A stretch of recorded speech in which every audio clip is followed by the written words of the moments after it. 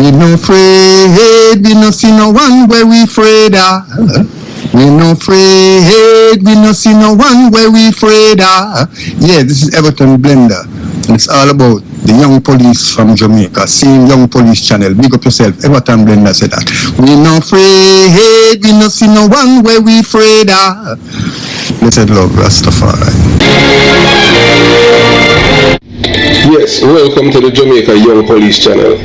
To our loyal viewers and subscribers. At the channel, we are a group of law-abiding citizens who believe in the rule of law and respect the rights of every citizen, but not the ones who do not subscribe to such behavior. We do believe in and support preemptive strikes because it saves lives. That is a logical conclusion because preemptive strikes save lives and prevent the further loss of lives. We are all about saving lives on this channel. We at this channel aid criminals, their financiers, their supporters, enablers, and the likes with a passion, and we do not want them over here. Yes, let us repeat ourselves. We do not want any criminal supporters over here.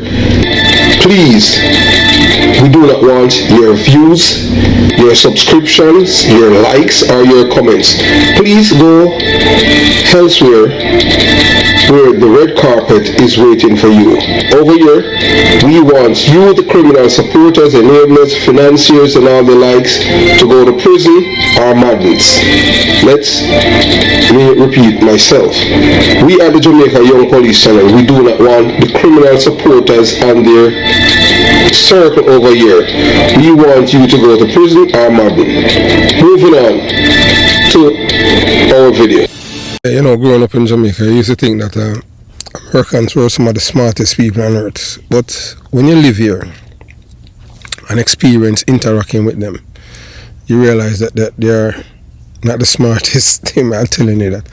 Because when I went to boot camp, joining the military, and you know, because of my accent, they know that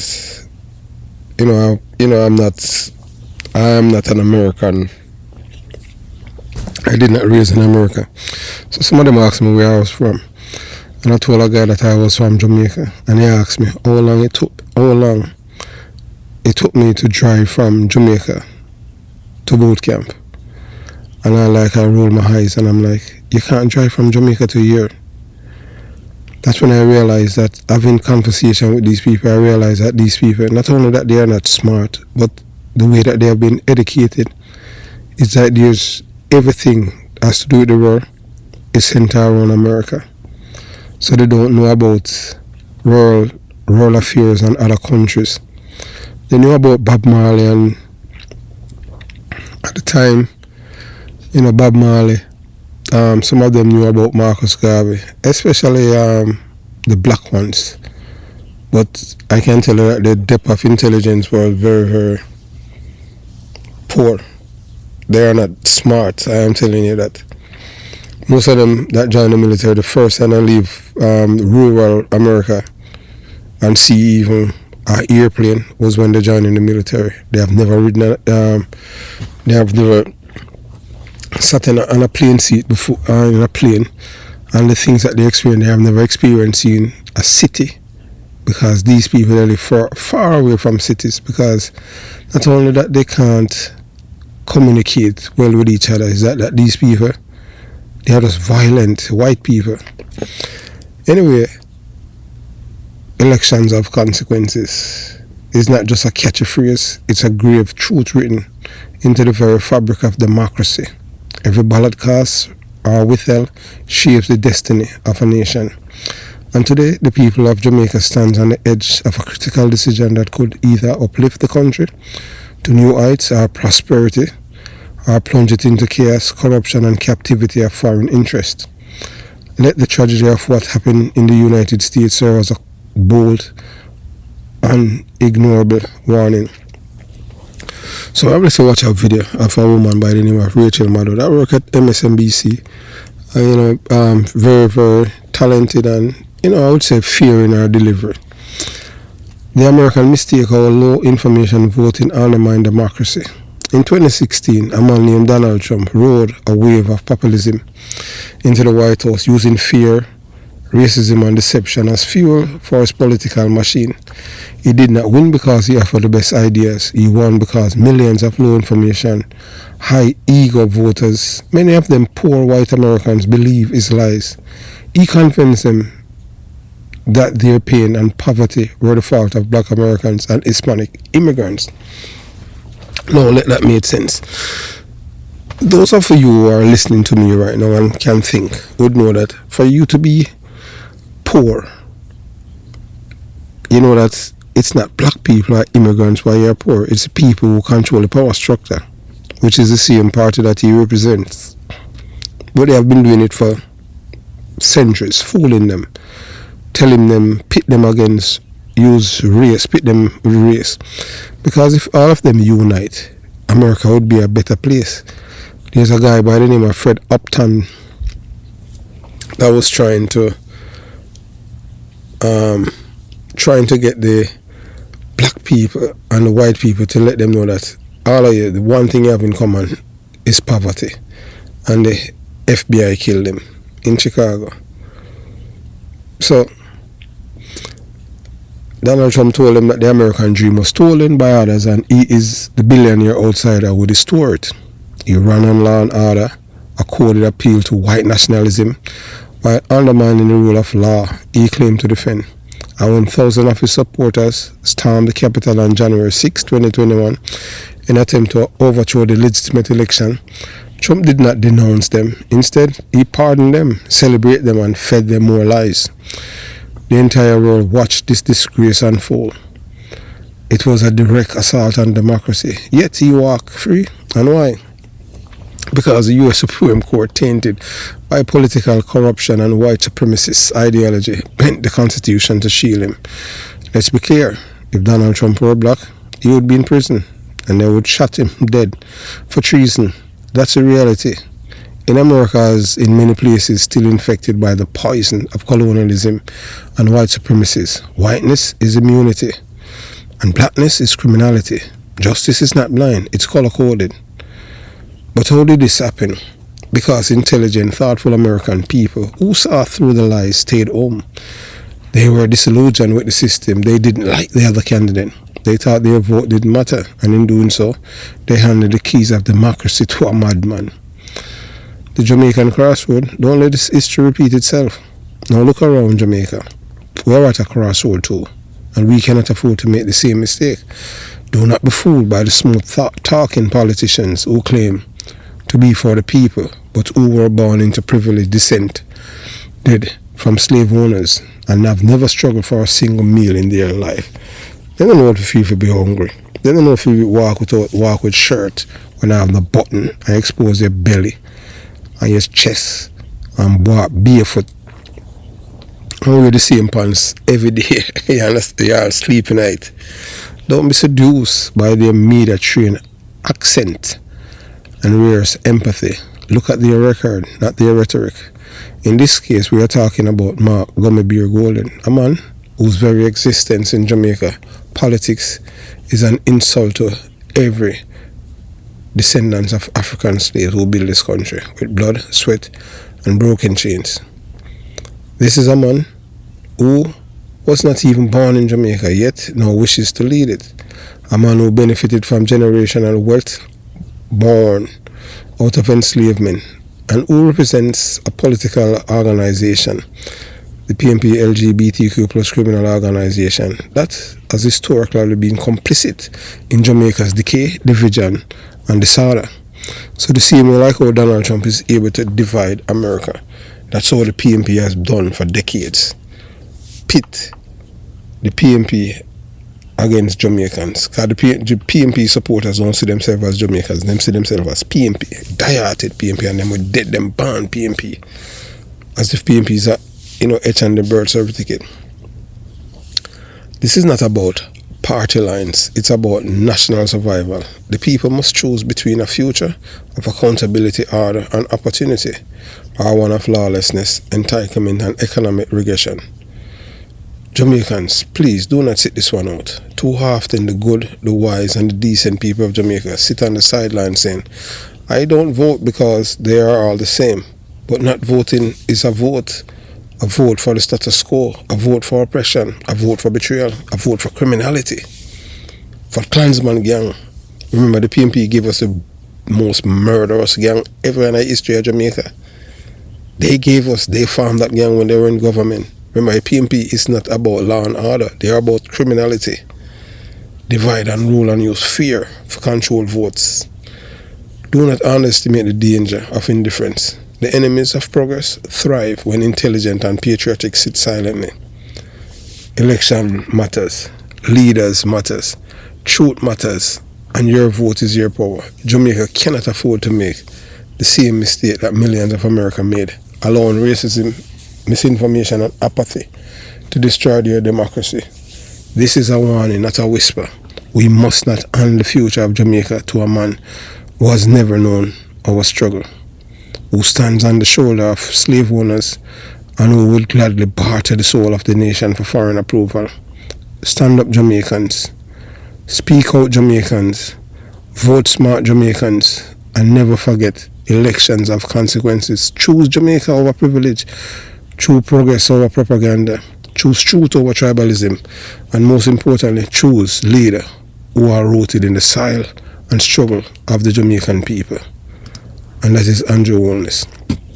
So we're going to let you watch this commentator in America to show you how Donald Trump is destroying America from within. Because he's incompetent. Dummy. Donald Trump is a dunce. Donald Trump wish he was even quarter bright as Barack Obama.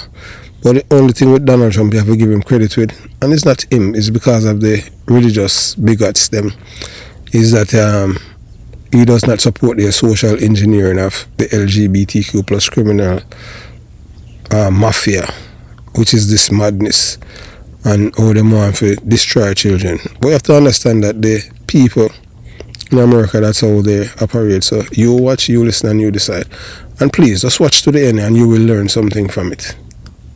We, the American people, have a couple of situations at hand, right? First of all, we've got this person as Director of National Intelligence and everything that means. Less than 2 weeks ago, for instance, it meant that our Director of National Intelligence posted a bizarre video online in which she said that the, quote, political elite and warmongers are actively right now trying to bring about nuclear war on Earth. Quote, perhaps it's because, this is what she said, perhaps it's because they are confident that they will have access to nuclear shelters for themselves and for their families that regular people won't have access to. What do you mean? I mean, to be clear, this is not the YouTube comment section I'm reading on an InfoWars post. This is the Director of National Intelligence for the United States government in what appears to be some sort of official straight-to-camera video proclamation, basically telling the American people that there are secret, impenetrable nuclear shelters just for the elite, just for the warmongers. And because of that, they are, well, the warmongers and their families. And so the warmongers and the elite are planning a nuclear war. They are planning to deliberately destroy the earth with nuclear war so they can rule the rubble from their secret, impenetrable underground cities. Or something. That is the Director of National Intelligence for a country. For our country. Which is a country that just bombed Iran. After President Donald Trump said he didn't care what U.S. intelligence said about Iran, he knew somehow from mysterious other sources, he knew that Iran was on the brink of a nuclear weapon and therefore we had to bomb them. Now, tonight, he says there will be a ceasefire between Iran and Israel. Iran's foreign minister just moments ago said on social media that there is no ceasefire agreement, but that if Israel stops attacking Iran, Iran will stop responding. Quote, the final decision on the cessation of our military operations will be made later.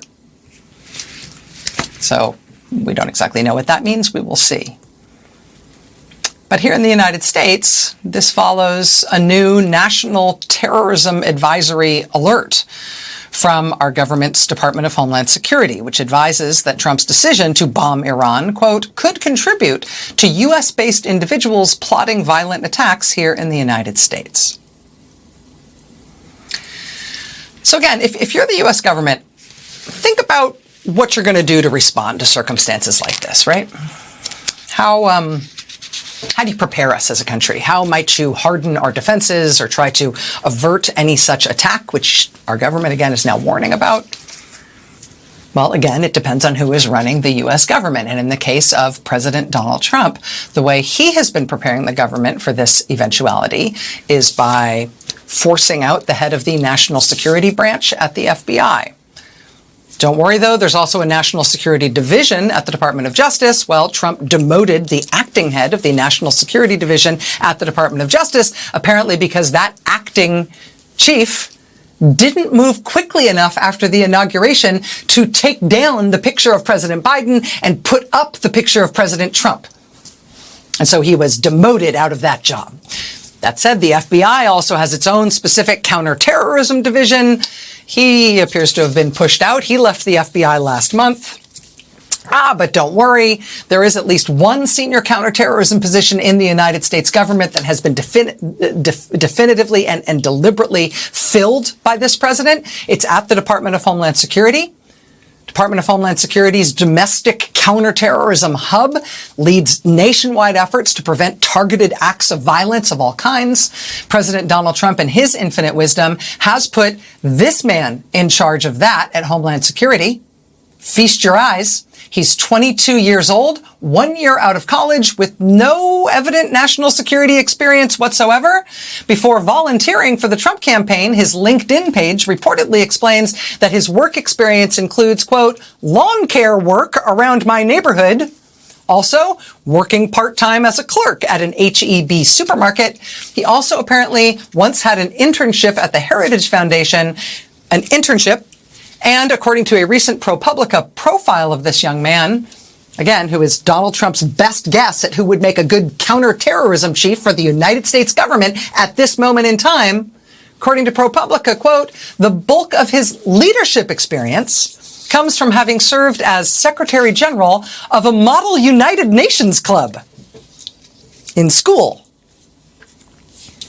But now that is who Donald Trump has running domestic counterterrorism efforts for the U.S. government, for the U.S. Department of Homeland Security. I feel duty-bound to inform you that the left eyebrow is itself registered as a lethal weapon. So underestimate him at your peril, ladies. In April, there was an arson attack targeting Pennsylvania Governor Josh Shapiro and his family at the governor's mansion in Pennsylvania. 4 days later, a self-proclaimed white supremacist shot up the campus of Florida State University, wounding 6 people and killing 2. ProPublica notes that he used a picture of Hitler as the profile picture for his online accounts. In May, there was a car bombing of a fertility clinic in California for somebody who ascribes to some sort of anti-natalist, bizarre extremist ideology. In late May, 2 employees of the Israeli embassy were murdered in Washington, D.C. In June, an event in support of Israeli hostages in Gaza was the target of a bizarre firebombing attack in Colorado in which 12 people were injured. Last weekend, one Minnesota Democratic leader and her husband were assassinated.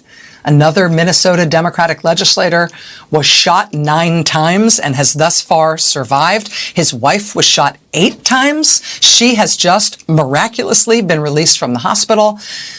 So it's not like domestic counterterrorism is a niche concern in America right now. Even before the new and explicit warning about potential revenge inside this country for Trump's decision to bomb Iran. But from the Office of the Director of National Intelligence, where the director is off the Quiet Skies Air Marshal list herself now, and Trump has thrown out that whole program for the whole country because who cares about that stuff, where they are now unleashed at the Office of the Director of National Intelligence so the office can be on full alert for the lizard people to move their power centers into the secret underground cities, right? From the DNI to the decimation of the Justice Department, and particularly the FBI, which is now led at the director and deputy director level by two right-wing podcasters, to the Department of Homeland Security, where a lawn boy and model UN kid has been appointed to lead counterterrorism. In every element of its responsibility to keep the American people safe, the U.S. government under Donald Trump is, I guess, doing the best they're capable of. This is the best they can do. This is your government under Trump Republican leadership, working to keep you safe.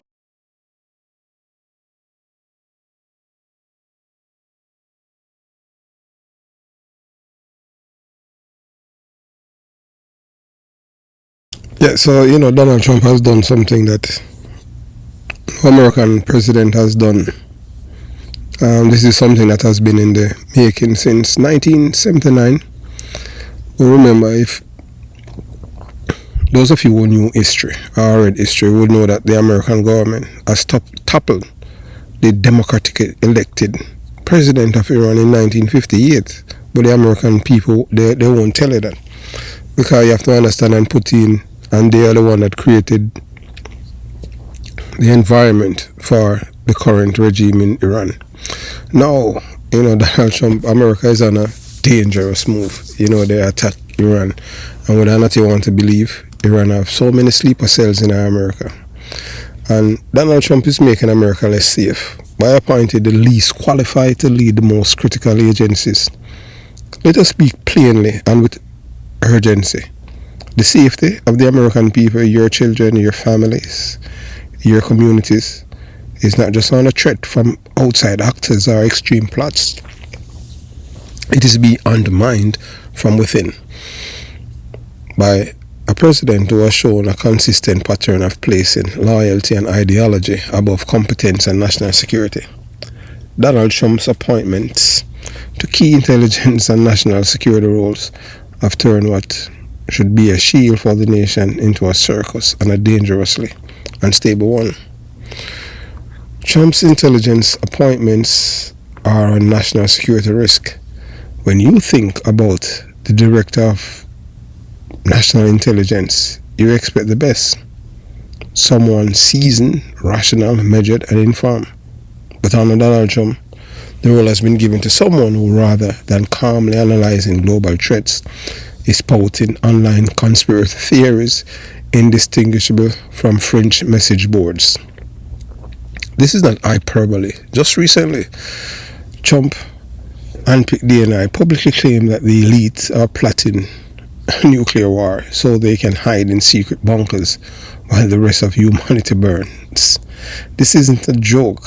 This is not satire. This is an U.S. intelligence messaging under Trump's administration, when our own intelligence leaders sound like they are broadcasting from InfoWar or QAnon. Or Q, the implications are terrifying. Misinformation at the top of the intelligence pyramid isn't just embarrassing, it's destabilizing. It sends the wrong message and signal to allies and enemies alike. Right now, the American government is all by itself. He has no allies, have no friends. So America is going it alone with Israel. So America cannot even ask former allies for help because Donald Trump has disrespected them, and they can't trust Donald Trump because of his ties to Russia. This is not hyperbole. This is a fact. So Donald Trump has already shown the consequences of ignoring seasoned intelligence professionals. Remember the bombing of Iran. Trump dismissed U.S. intelligence reports that show Iran was not imminently developing nuclear weapons. Instead, he relied on mysterious, unverified sources and make up unpredictably and untrustworthy, both to the allies and adversaries. And now, the Department of Homeland Security has issued an alert that Trump's unilateral military decision could incite terrorist attacks on U.S. soil. In other words, his own government knows his decisions are putting American lives at risk. But hey, you have to understand that's what the smart ones, the IIQ ones, voted for. but the response has been to demote or remove those raising alarm. He's purging experts, replacing them with amateurs.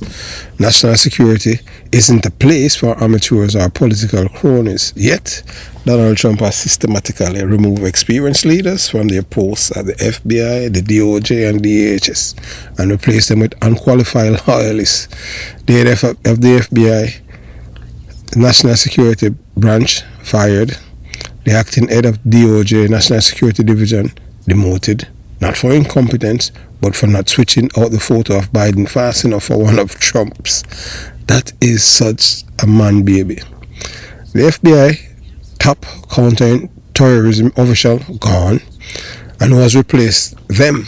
A 22-year-old recent college graduate whose most relevant leadership experience was being Secretary General of a model United Nations club. This young man, appointed to lead DHS Domestic Counterterrorism Unit, previously worked as a part-time land, care and grocery store employee.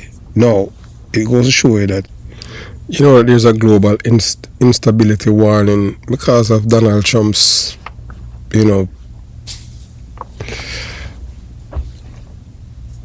actions. Donald Trump don't think through things.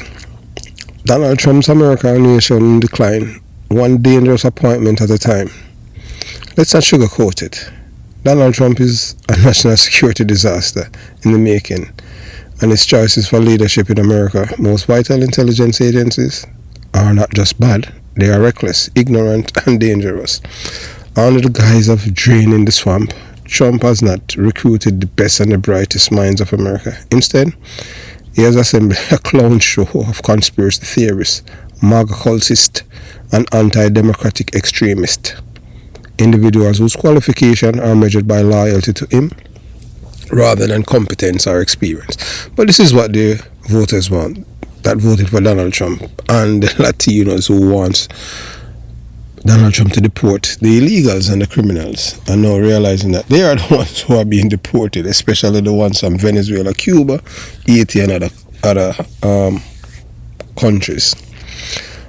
So, American intelligence agencies like the CIA, FBI, NSA, and DNI are the frontline defenders against global threats, terrorism, espionage, cyber attacks, and foreign influence operations.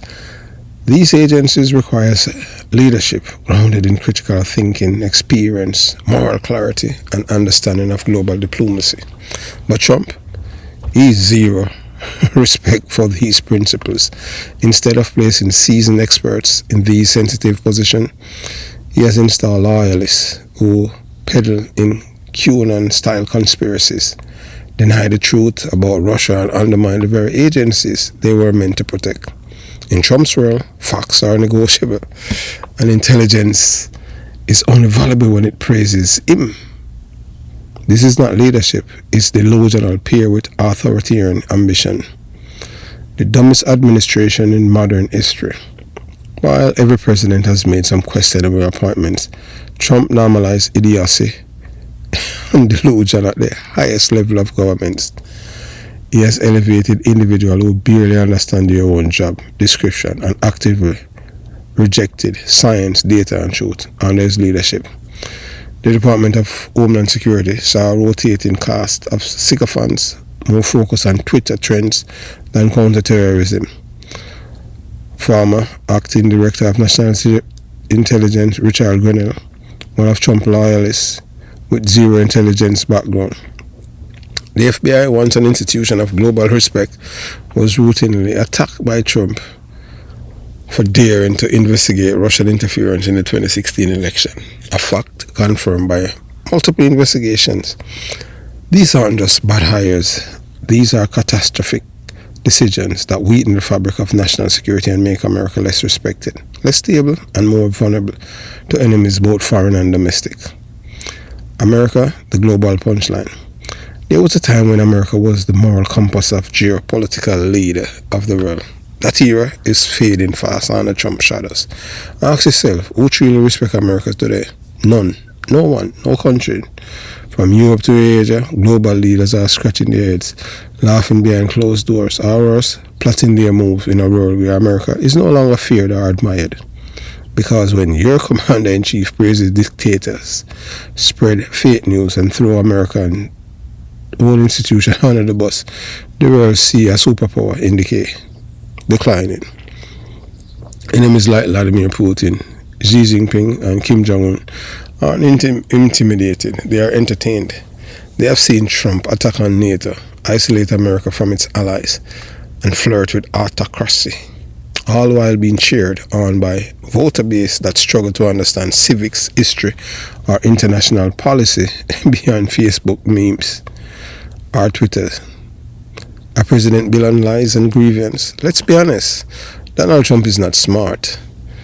He's a master manipulation of emotion and grievance, yes, but when it comes to substance, strategy, and governance, he's a disaster.